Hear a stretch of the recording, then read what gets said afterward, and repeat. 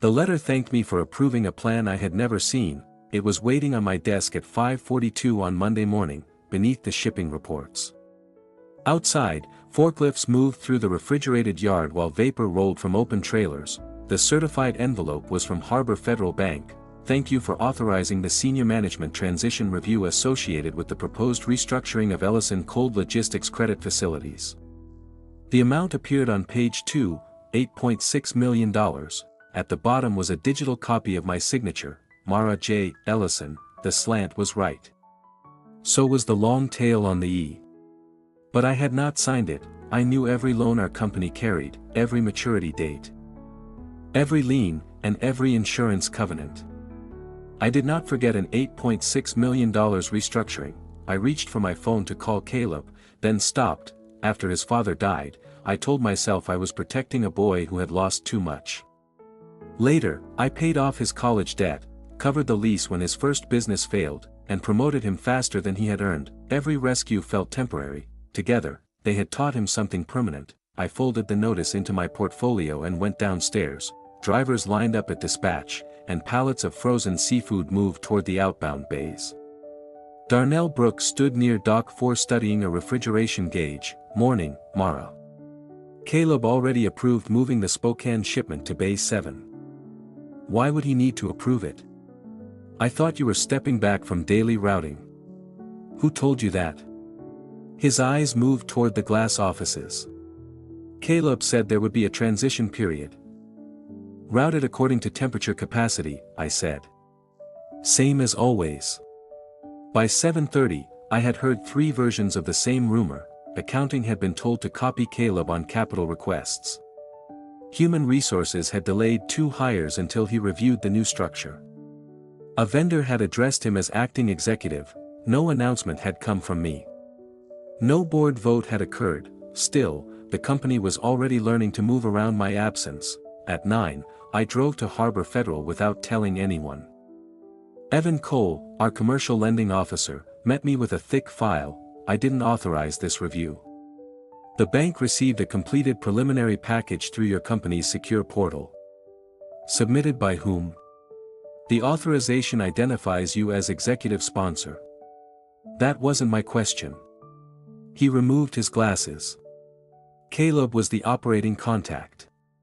The package included revenue summaries, property schedules, and a document titled Executive Continuity Protocol. 3 triggering events were listed: death, voluntary retirement, or temporary medical incapacity of the chief executive. Under proposed acting executive was my son's name, who requested the medical incapacity language. It came with the transition materials. From the bank? No, from our board. Not according to the submission. Evan explained that the proposed facility required uninterrupted authority if the current guarantor became unavailable. Current guarantor. Not founder. Not owner. Just a risk category with a signature beneath it. I requested every submission date, portal record, communication, and authorization I was entitled to receive. Before I left, Evan said Caleb had described the transition as something we had discussed. What exactly did he say? That you sometimes preferred not to formalize decisions until the details were settled.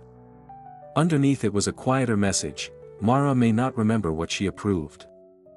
Caleb was waiting in my office when I returned. He had brought coffee from the Marina Cafe, exactly the way I drank it. You vanished, he said. I had an appointment. His eyes moved to the bank portfolio. Oh. They sent the confirmation. Not what confirmation, not is something wrong. They sent it. I placed the authorization summary on my desk. You listed yourself as acting executive. For continuity. We talked about succession planning. We did not discuss $8.6 million. His expression softened into concern. Mom, this isn't a closing. It's a review. I was organizing options before bringing you a half-finished proposal. With a medical incapacity clause. That's standard language. It wasn't added by the bank. He leaned forward.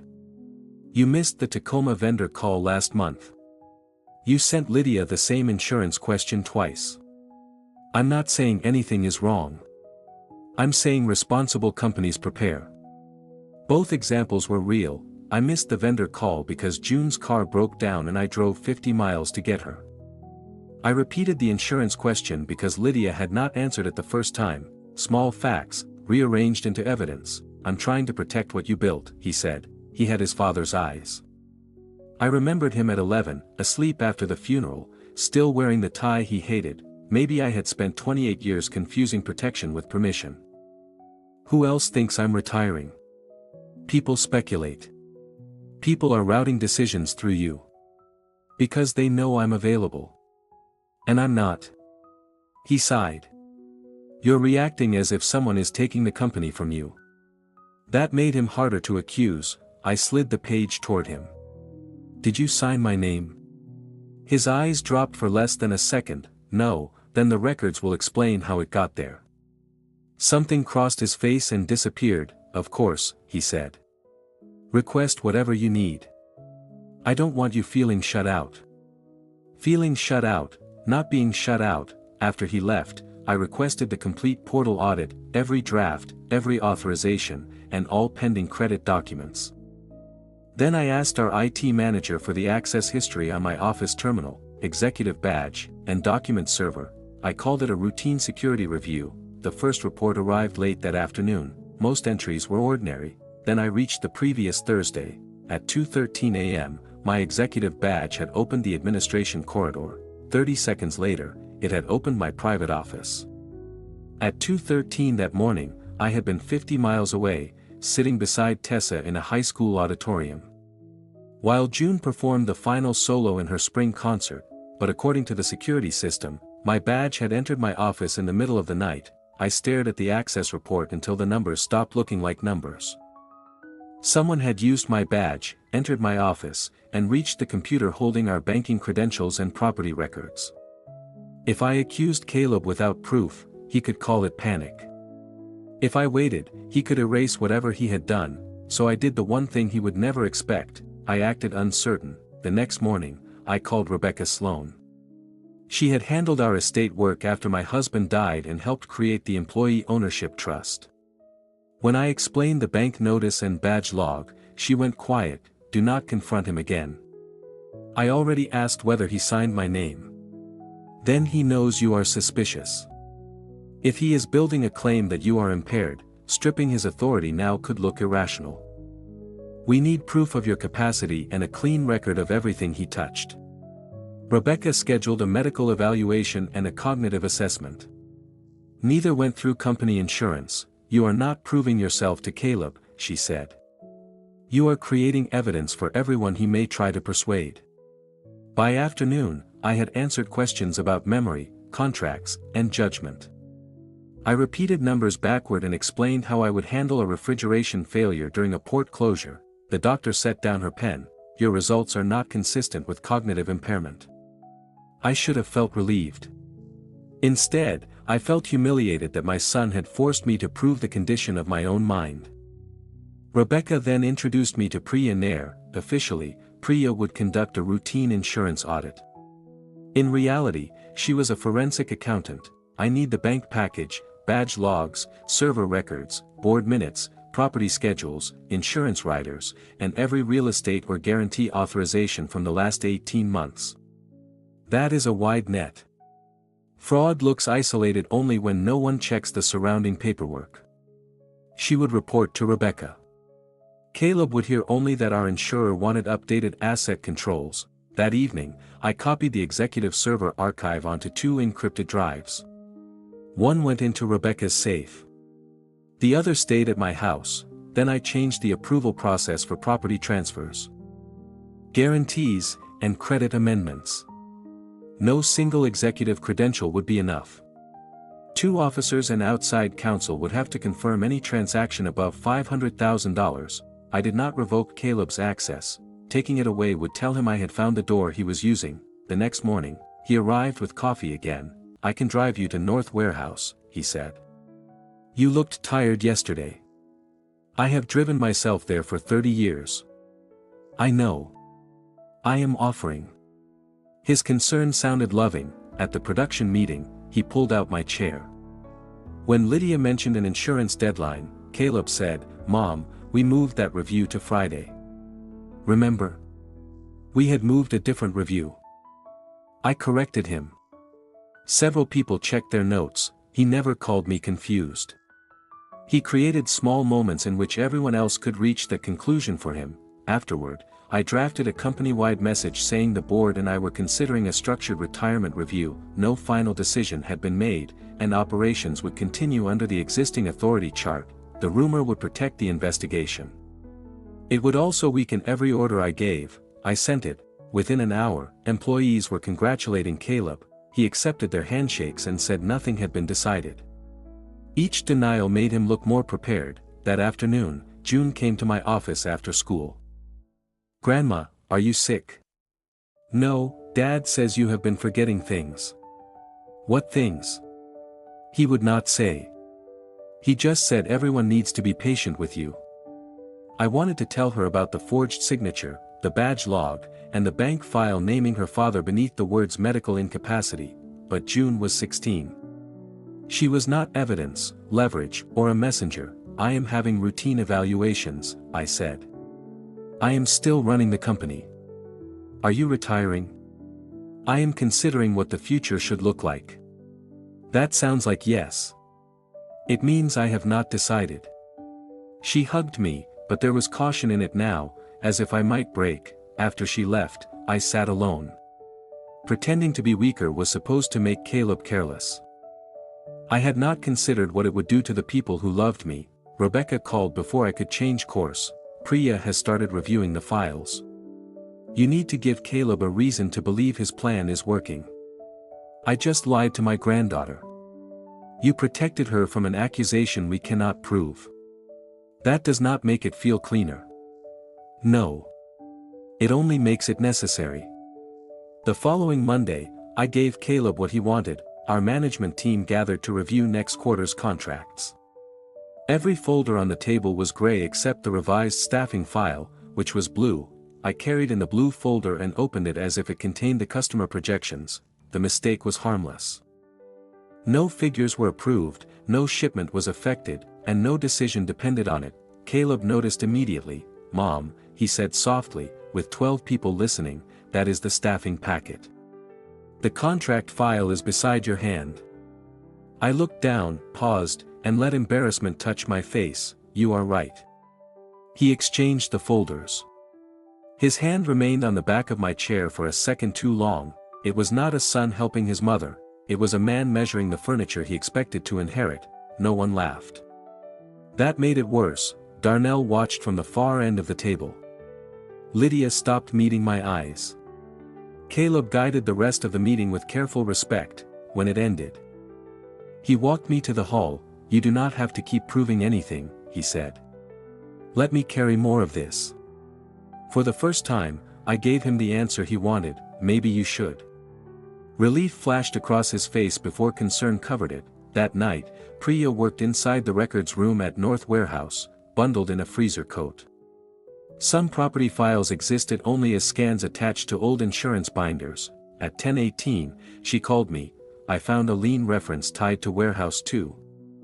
That property is unencumbered." It was. "What is it securing?" "A private waterfront development entity. The borrower is not Ellison Cold Logistics, but Warehouse 2 is listed as additional collateral." "That would require board approval." "There is no approval in the minutes you gave me." "How much?" "I do not know yet. The guarantee schedule is missing from the company archive." I stood at my kitchen window, looking toward the red lights of the port. Caleb was not only preparing to take my position, he had already placed one of my warehouses behind someone else's debt. I stared at the access report until the numbers stopped looking like numbers. Someone had used my badge, entered my office, and reached the computer holding our banking credentials and property records. If I accused Caleb without proof, he could call it panic. If I waited, he could erase whatever he had done. So I did the one thing he would never expect. I acted uncertain. To beat him, I had to let him believe the story he was already telling about me, at least for now. The next morning, I called Rebecca Sloan. She had handled our estate work after my husband died and helped create the Employee Ownership Trust. When I explained the bank notice and badge log, she went quiet. Do not confront him again. I already asked whether he signed my name. Then he knows you are suspicious. If he is building a claim that you are impaired, stripping his authority now could look irrational. We need proof of your capacity and a clean record of everything he touched. Rebecca scheduled a medical evaluation and a cognitive assessment. Neither went through company insurance. You are not proving yourself to Caleb, she said. You are creating evidence for everyone he may try to persuade. By afternoon, I had answered questions about memory, contracts, and judgment. I repeated numbers backward and explained how I would handle a refrigeration failure during a port closure. The doctor set down her pen. Your results are not consistent with cognitive impairment. I should have felt relieved. Instead, I felt humiliated that my son had forced me to prove the condition of my own mind. Rebecca then introduced me to Priya Nair. Officially, Priya would conduct a routine insurance audit. In reality, she was a forensic accountant. I need the bank package, badge logs, server records, board minutes, property schedules, insurance riders, and every real estate or guarantee authorization from the last 18 months. That is a wide net. Fraud looks isolated only when no one checks the surrounding paperwork. She would report to Rebecca. Caleb would hear only that our insurer wanted updated asset controls. That evening, I copied the executive server archive onto 2 encrypted drives. One went into Rebecca's safe.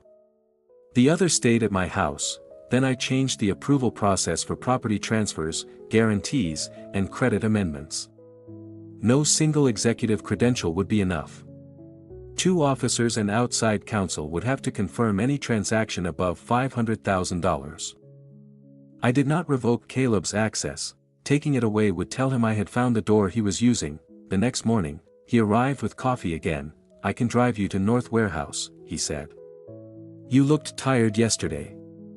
I have driven myself there for 30 years. I know. I am offering. His concern sounded loving. At the production meeting, he pulled out my chair. When Lydia mentioned an insurance deadline, Caleb said, Mom, we moved that review to Friday. Remember? We had moved a different review. I corrected him. Several people checked their notes. He never called me confused. He created small moments in which everyone else could reach the conclusion for him. Afterward, I drafted a company-wide message saying the board and I were considering a structured retirement review. No final decision had been made, and operations would continue under the existing authority chart. The rumor would protect the investigation. It would also weaken every order I gave. I sent it. Within an hour, employees were congratulating Caleb. He accepted their handshakes and said nothing had been decided. Each denial made him look more prepared. That afternoon, June came to my office after school. Grandma, are you sick? No, Dad says you have been forgetting things. What things? He would not say. He just said everyone needs to be patient with you. I wanted to tell her about the forged signature, the badge log, and the bank file naming her father beneath the words medical incapacity, but June was 16. She was not evidence, leverage, or a messenger. I am having routine evaluations, I said. I am still running the company. Are you retiring? I am considering what the future should look like. That sounds like yes. It means I have not decided. She hugged me, but there was caution in it now, as if I might break. After she left, I sat alone. Pretending to be weaker was supposed to make Caleb careless. I had not considered what it would do to the people who loved me. Rebecca called before I could change course. Priya has started reviewing the files. You need to give Caleb a reason to believe his plan is working. I just lied to my granddaughter. You protected her from an accusation we cannot prove. That does not make it feel cleaner. No. It only makes it necessary. The following Monday, I gave Caleb what he wanted. Our management team gathered to review next quarter's contracts. Every folder on the table was gray except the revised staffing file, which was blue. I carried in the blue folder and opened it as if it contained the customer projections. The mistake was harmless. No figures were approved, no shipment was affected, and no decision depended on it, Caleb noticed immediately.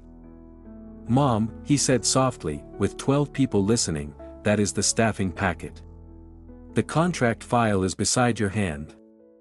I looked down, paused, and let embarrassment touch my face. "You are right." He exchanged the folders. His hand remained on the back of my chair for a second too long. It was not a son helping his mother, it was a man measuring the furniture he expected to inherit. No one laughed. That made it worse. Darnell watched from the far end of the table. Lydia stopped meeting my eyes. Caleb guided the rest of the meeting with careful respect. When it ended, he walked me to the hall. "You do not have to keep proving anything," he said. "Let me carry more of this." For the first time, I gave him the answer he wanted: "Maybe you should." Relief flashed across his face before concern covered it. That night, Priya worked inside the records room at North Warehouse, bundled in a freezer coat. Some property files existed only as scans attached to old insurance binders. At 10:18, she called me. "I found a lien reference tied to Warehouse 2. That property is unencumbered." It was. What is it securing? A private waterfront development entity.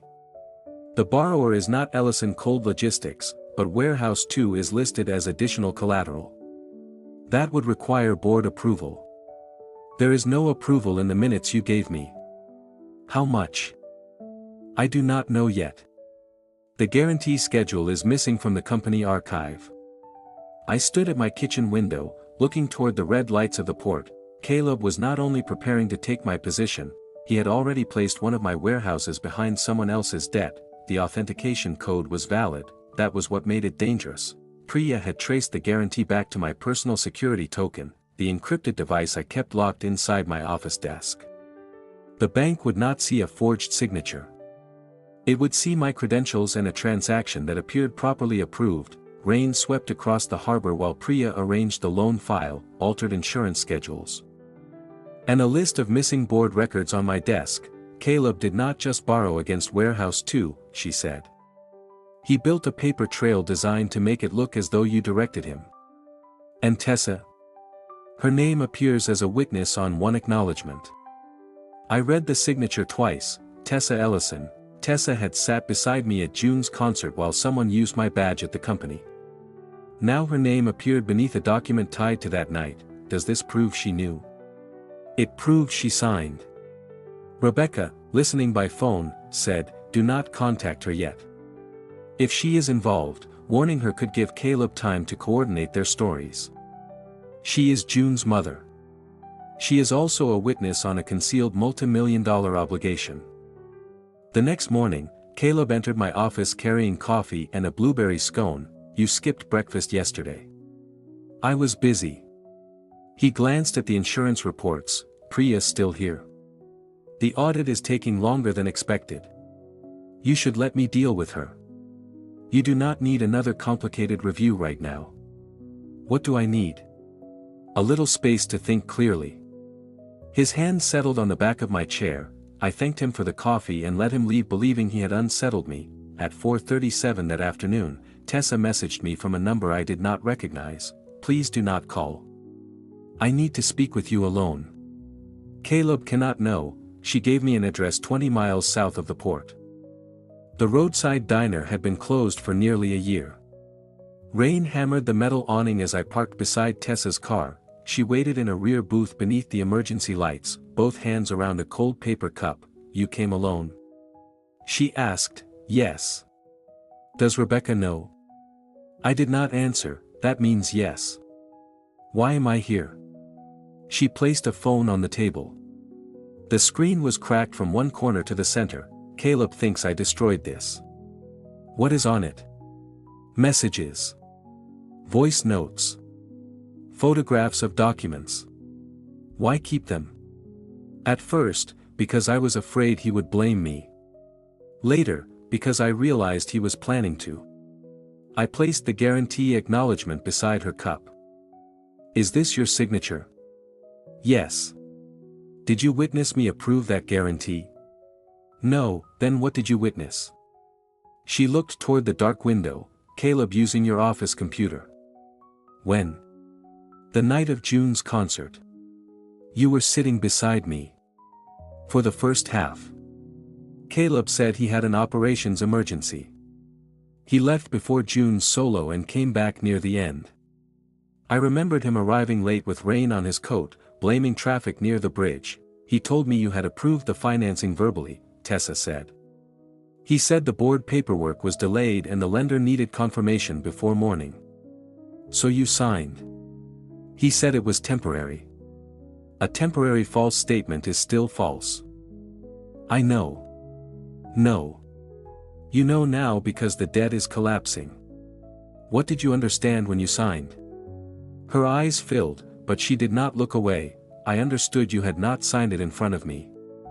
I understood he was using your token. I told myself he would never do anything that could truly hurt the company.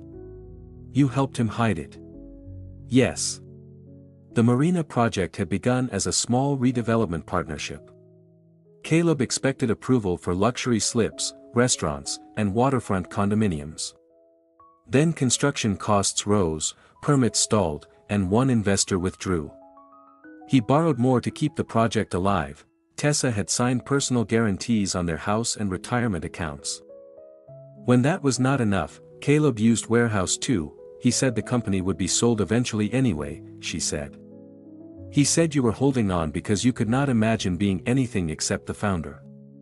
And you believed him. I believed he believed it. Caleb did not see himself as stealing my company. He saw himself converting an old business into the future our family deserved. In his version, I had sacrificed his childhood to build the warehouses, then denied him the reward. He says you chose this place over his father, over him, over all of us. My husband died in an accident. I know. But that is not how Caleb tells it when he is angry. After my husband's death. Caleb had done homework beside loading schedules and eaten more dinners with supervisors than with me. Later, I tried to repay that absence by removing every obstacle from his life. I had mistaken rescue for repair, but guilt did not turn fraud into inheritance. What does he plan to do now? Tessa pushed the cracked phone toward me. There is a recording from last night. I pressed play. Caleb's voice filled the empty diner, calm and clinical. She repeats questions when she is stressed. She confuses scheduling details. She has become suspicious of routine decisions and emotional when challenged. The board needs to understand this is not punishment. It is continuity. Another man asked whether the evidence was enough. Caleb answered, by the time she objects, the objection itself will support the conclusion. I stopped the recording. He has a presentation prepared, Tessa said. Emails, meeting notes, statements from employees. He has been saving every mistake you make. Some of those mistakes were deliberate. Her expression changed. You knew. I knew enough to let him become careless. When is the meeting? He wanted next week. The lender is pressuring him, so now he wants it within 48 hours. Who does he plan to blame? The finance chief. Caleb has emails drafted to make it look as if Martin processed the loan without proper confirmation. And you? He says my signature proves I believed you approved it. If I deny that, he will say I acted independently to protect our investment. Caleb had prepared a place for everyone beneath the wreckage except himself. I need a formal statement from you. Will Rebecca protect me? She will explain your rights. She will not erase what you did. I could lose my home. You pledged it. June lives there. There it was, not forgiveness for herself, protection for June. I could promise Tessa safety, by her cooperation, and repeat the same mistake I had made with Caleb for 28 years. I will make sure June has somewhere safe to live, I said. I will not promise that you avoid consequences. Tessa closed her eyes, then nodded. Rebecca arrived with an independent investigator. Tessa gave a recorded statement, surrendered the phone and backups, and identified the documents she had signed. She described Caleb's use of my token and his plan to blame Martin. No one offered her immunity. When we finished, the rain had weakened to a steady tapping against the windows. My phone vibrated. An emergency board notice had been sent to every director. Caleb had scheduled the vote for Thursday morning.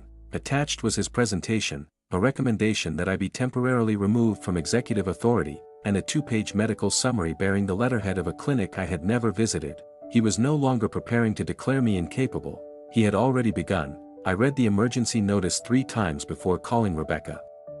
The meeting was set for Thursday at 8, less than 48 hours away. Caleb had chosen the main boardroom at Warehouse 1 and labeled the agenda Continuity and Risk Protection. He had made my removal sound like maintenance. Do not reject it, Rebecca said. He attached a false medical summary. And we will challenge it. But your evaluation does not erase bank documents authenticated with your token. Priya still has to prove intent, concealment, and personal benefit. I have Tessa's statement. You have a witness who signed a false acknowledgement. Caleb will call her frightened, complicit, or both. The answer angered me because it was accurate. I was still chair. Caleb could demand a vote, but he could not control attendance at a meeting involving lender exposure, suspected misconduct, and employee trust rights. I accepted the meeting, then amended the list. Rebecca would appear as independent counsel. Priya would present the forensic findings. Harbor Federal's risk officer would attend. Darnell Brooks would represent the Employee Ownership Trust. Caleb replied within 4 minutes, "This is a family and management matter. Expanding attendance will create unnecessary alarm," I answered. "The obligations you placed before the board are not private." He did not respond. The boardroom was empty before dawn. Crane lights moved beyond the dark windows, and the refrigeration system hummed through the walls. Rebecca placed sealed evidence folders at each seat. I signed a sworn statement confirming where I had been during the unauthorized access and which approvals I had never given. My wedding ring scraped the paper. After my husband died, I used his memory to justify every rescue I offered Caleb. The ring had not made those choices. I removed it before finishing my signature. The trust controlled only a minority interest, but its charter gave employees a veto over any sale caused by undisclosed executive debt. Caleb had treated that clause as ceremonial. I was counting on Darnell to remember why it existed at all. Darnell arrived in his work jacket. He did not sit. "You want my trust vote? I want you to review the evidence." That is not what people on the floor are hearing. What are they hearing? That you and Caleb are fighting over which warehouse gets sold. No sale has been approved. Darnell placed a 3-year-old maintenance memo on the table. It carried my initials and compared renovation costs at Warehouse 3 with the proceeds of a possible sale. You considered closing the oldest building. I considered every option after the compressor failure. You never told the trust. There was no proposal. There were 87 employees whose futures were being discussed without them. I wanted to argue. Instead, I remembered how often I expected trust while sharing only what I thought people could handle. Caleb had used that silence. He told the crews, "You still intend to sell Warehouse 3, Darnell said. He says he is trying to preserve jobs through restructuring. That is not true. Can you prove it? Not if you have already decided which Ellison to believe." His expression hardened. "I have worked here 26 years. Do not reduce me to your family argument." He turned toward the door. "Darnell." He stopped. "I did consider selling Warehouse 3. I should have told the trust the option existed, even though I rejected it. Keeping it private was legal. It was also arrogant." He faced me again. "If you survive this vote, what changes? The trust receives major property studies before the board advances them. Any sale or closure involving layoffs gets independent review. You cannot create those rights overnight." "No. I can commit my vote and place the amendment on the next lawful agenda. And if Caleb wins? Then you will need the rights you already have." Priya slid a folder toward him. Inside were the hidden guarantee, the lien reference, the authentication record, and Tessa's statement. Darnell read without speaking. When he reached the page linking the collateral to Caleb's waterfront company, his jaw tightened. He put Warehouse 2 behind his own project. "That is what the records indicate," Priya said, "and the company received nothing. We found no payment, ownership interest, or board-approved benefit. Darnell closed the folder. I am not promising you the trust vote. I did not ask you to. You were about to. He was right, by noon. Caleb had begun working on the one vote no charter could protect. June called while I was leaving Warehouse 1, Grandma, what are you doing to Dad? What did he tell you? That you hired people to investigate him. He says you are trying to have him charged because he wanted you to retire. That is not why. He said you planted mistakes to make him look dishonest. The staffing folder. My deliberate pause. The performance I had used to make Caleb confident, pieces of truth made the best lies. June, your father put company property behind a private debt. He says you approved it and forgot. I did not. How am I supposed to know? The question hurt more than an accusation. You are not supposed to decide this for us. He is my dad. And I am not asking you to betray him. You already made Mom talk against him. Tessa chose to give a statement. June's breathing changed. You talked to Mom. I had revealed too much. Speak with her directly.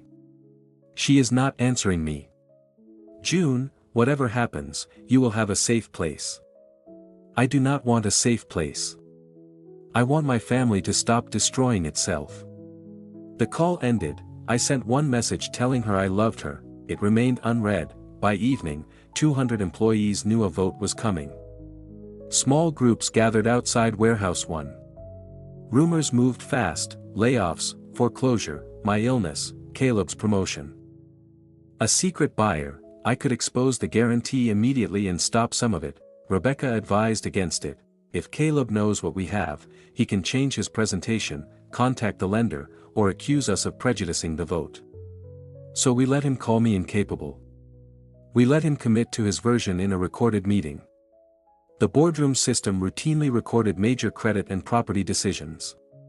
As chair, I activated it and ordered the full file preserved. Caleb would be notified when the meeting opened, not before. I wanted every denial and every explanation fixed in the official record. At 5 the next morning, I returned to the boardroom. The evidence folders remained sealed. Coffee cooled beside my chair. Beyond the glass, employees were already gathering near the gate, their reflective jackets bright beneath the security lights. Darnell stood among them. I could not tell whether he had come to protect me, protect the trust, or watch both Ellisons fall. Rebecca entered carrying my competency report. This establishes that you were capable when examined, she said. It does not prove you rejected every transaction made with your credentials.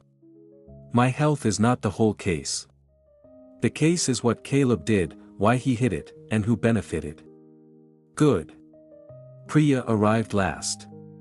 She closed the door but did not remove her coat. We have a problem. She placed a new lender statement on the table.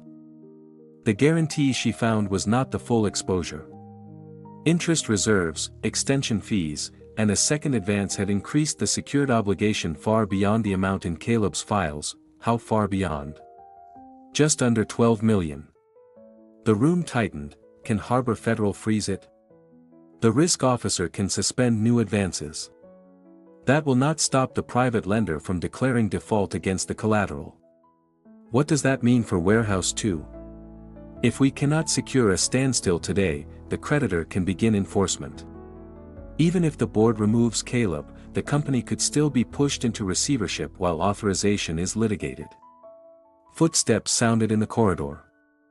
Caleb was early. He had called the meeting to take my company. Now I knew defeating him might not be enough to save it. Caleb entered the boardroom at 7:42 carrying a leather portfolio, certain the outcome was already his. He paused when he saw Rebecca, Priya, the bank's risk officer, and Darnell.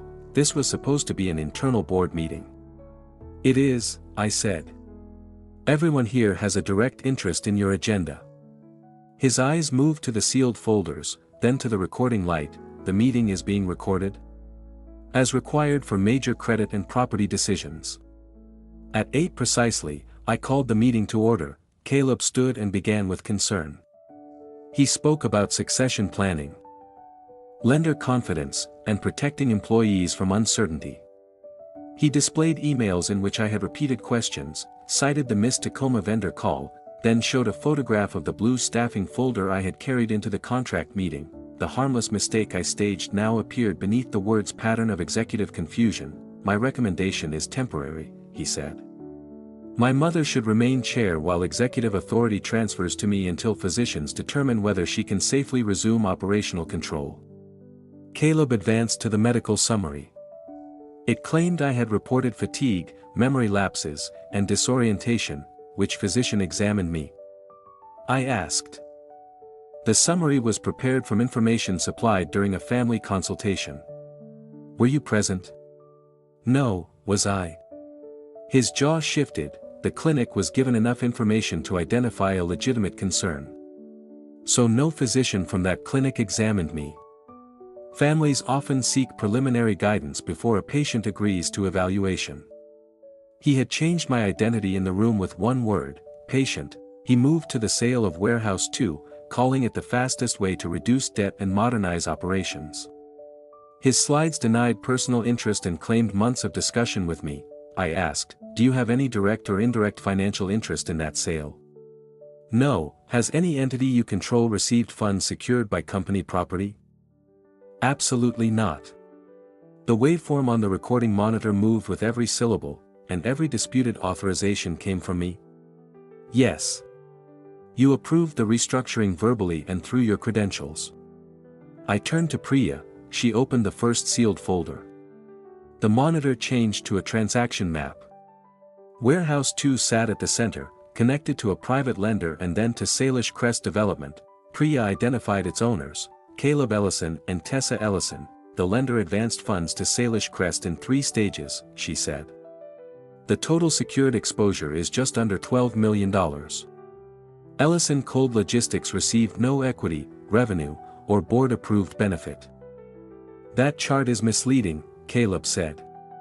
The project was intended to create long-term family value. You just testified that you had no personal financial interest, Rebecca said. I meant no improper interest. That is not what Mara asked. Priya displayed the altered insurance schedule, missing board minutes, and guarantee acknowledgement. She traced the authentication code to my security token and the portal session to my office computer. Caleb recovered quickly. My mother authorized me to use those credentials. Martin in finance processed the documents. Before Martin could answer, Rebecca opened another folder. This is Mara Ellison's independent medical and cognitive evaluation. It found no evidence of impairment affecting executive judgment. Caleb shook his head. One private evaluation does not erase what employees observed. No, I said. But it proves you were not responding to a diagnosis. You were building one from ordinary events. He pointed toward the blue folder photograph. You made that mistake in front of 12 people. I did. Deliberately. I wanted to know whether you would correct me privately or preserve it as evidence. You chose the second. You set me up. I gave you one harmless opportunity to reveal what you were already doing. Caleb looked around the room. This proves my point. She staged confusion inside a company meeting to manipulate her own son. The financial records explain why, Rebecca said. Caleb turned toward Martin. You had portal access. You handled lender documents. An audio file began playing. Tessa's statement described the night of June's concert, Caleb's return to my office, his use of my token, and the document he asked her to witness. Then came the voice note from her phone. Caleb's own voice filled the boardroom. By the time she objects, the objection itself will support the conclusion. The recording ended. No one spoke. Caleb's polished concern vanished. You went after my wife. Tessa came to me. You frightened her into betraying her family. She admitted what she signed. She was protecting June. So was I. His chair struck the table as he stood. You have spent my entire life deciding what protection means. You decided Dad's company needed you more than I did. You fixed every failure with money or another position, then kept control forever and called it sacrifice. The words hurt because part of them was true. I promoted you before you were ready, I said. I paid debts you should have faced. I removed consequences because I thought losing your father had punished you enough. You made me feel incapable, then acted shocked when I tried to prove I wasn't. I protected you from failure instead of teaching you how to survive it. For 1 second, he looked 11 again. So this is your apology? No. It is my responsibility. The forgery is yours. Harbor Federal's risk officer closed his file. The bank is freezing all undisbursed amounts connected to the disputed restructuring and suspending recognition of Mr. Ellison's authority pending review. Caleb turned toward him. You cannot do that based on a family accusation. We are acting on documented conflicts, undisclosed collateral, and contested authentication. Rebecca had already contacted the private lender. In exchange for access to the audit, preservation of the collateral, and Caleb's removal from financial control, the lender agreed to a 14-day standstill. It bought us time. A director called for a motion to suspend Caleb pending an independent investigation. Before the vote, Darnell placed a ballot on the table. The employee trust invokes its veto against any sale of Warehouse 2 arising from undisclosed executive debt. Caleb stared at him. You are risking every job here. No, Darnell said. You risked them before we knew there was a vote. The suspension passed, 2 directors abstained, but the motion carried. Caleb's access to banking, property systems, and servers was suspended. Independent counsel took custody of the records for civil recovery and possible referral to authorities. No police entered. Consequences began with passwords disabled. Authority withdrawn, and trusted names disappearing from his side. The meeting adjourned shortly after 10. Caleb waited until everyone but Rebecca and me had left. Then he closed the door. I will resign permanently, he said. No lawsuit. No public fight. You tell the lender the authorization was misunderstood, and the company pays the development balance. Nearly $12 million. Warehouse 2 is worth more. To you, perhaps. You can protect June from watching her parents lose everything. There it was, the final rescue. He was offering me the same role I had played for 28 years, absorb the loss, preserve the family, and call silence love, if this becomes criminal. June's name will be connected to it, he said. She will remember who chose humiliation over family. I looked at the empty chair where Darnell had placed the trust ballot. If I pay this debt and conceal the forgery, I teach her that truth is another bill her grandmother can settle. You are destroying your son. No. I am refusing to hide what my son did. His face emptied. June will remember who destroyed her father. He left without his portfolio. I remained in the boardroom until his footsteps disappeared. Then Rebecca opened the door. June was sitting on the bench outside, her backpack between her feet. Her eyes were red. She had heard enough to know the vote was over. And she was waiting for me. June did not stand when I approached her. She held both backpack straps and stared at the floor. Did you plan all of this? I planned to learn the truth. You knew Dad was scared. You still let him walk into that room. He called the meeting to remove me. That does not mean you had to destroy him. The word landed harder because it came from her. I could have shown her every document. Instead, I said, you should not have to decide which one of us to love today. I already decided. She walked away. For 2 weeks, June did not answer me. Caleb remained suspended while independent counsel preserved the records. The board later removed him permanently after finding that he concealed a conflict of interest. Used unauthorized credentials, and exposed company property to private debt. Harbor Federal froze the disputed restructuring. The private lender extended the standstill while Rebecca, Priya, and restructuring counsel negotiated a recovery plan. We could not simply declare the guarantee invalid. My token had authenticated it, Tessa had signed as a witness, and real money had been advanced. Warehouse 2 remained tied to the dispute until a court or settlement released it. Every morning, customers still expected deliveries and hundreds of employees still needed paychecks. Victory did not feel like winning, it felt like keeping the refrigeration running while the walls were checked for cracks. Caleb's Marina project entered a negotiated sale. The waterfront parcels, equipment, and remaining investor interests were surrendered to reduce the debt. The sale did not cover everything. The company absorbed legal fees, higher borrowing costs, and part of the settlement. We survived, but survival had a price. Tessa moved into a small duplex near June's school and kept cooperating with counsel. Her statement helped establish how the documents were signed, but cooperation did not make her innocent. Her personal guarantees remained enforceable, and she faced civil claims. When she called, she said, "I thought keeping the project alive would keep our family together. You signed something you knew was false." "I know." There was no comfort I could offer without turning accountability into another rescue. A week later, June came to my house carrying a folder. Rebecca had prepared a verified timeline: the bank submission, badge entry, token authentication, hidden collateral, Tessa's statement, and board vote. June placed it on my kitchen table. "Mom said I should read it." "Did you?" "Twice." She kept her coat on. "Dad says you would never have let him make a real decision. I gave him authority before he was ready and removed consequences when he failed. That was not the same as trusting him. He says you wanted him dependent."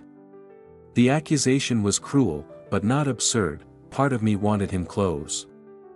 I admitted. After his father died, every distance felt like another loss. I helped him in ways that made independence harder. "So you caused this?" I helped create his expectation of rescue. I did not make him forge documents. June looked at the folder. "Are you going to pay for my college?" I heard the test inside the question.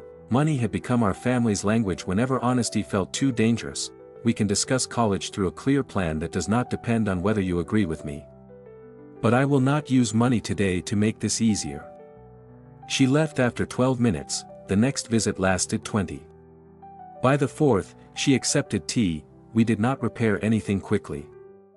She asked why I staged the folder mistake and let the meeting proceed. "You frightened me by pretending to be confused," she said. She was right. I thought strategy excused the cost. It did not. She did not forgive me that day, but she returned the following Sunday. At the company, Darnell held me to my promise. The employee trust proposed advance access to major property studies, independent review of executive conflicts, and a worker vote before closures causing significant layoffs. Some directors objected, but the employees had carried risks they were never allowed to see. The vote took place beneath the hanging refrigeration pipes at Warehouse 3. Workers filled the maintenance bay while ballots were counted on a folding table. The amendments passed, so did my proposal to appoint an outside chief executive. Elena Ruiz had spent 20 years restructuring food distribution companies without treating workers as disposable numbers. She asked harder questions than Caleb had and fewer flattering ones. I remained chair for one transitional year, but daily operations moved outside the Ellison family. For the first time since I rented our original loading bay, the company's future did not depend on someone sharing my last name. 3 months after the emergency meeting, Warehouse 3 reopened its repaired processing line. We replaced the oldest compressors, renegotiated 2 customer contracts, and restructured the legitimate debt without closing any facility. At dawn, employees gathered near the loading bay as the first pallets moved through the restored line. Frost covered the roof edge. Then spring sunlight reached it, and water began falling in bright drops. Darnell stood beside me. "Never thought you would give up the executive office." "I should have done it before someone tried to take it." He nodded toward Elena, already arguing with a vendor. "She will be difficult."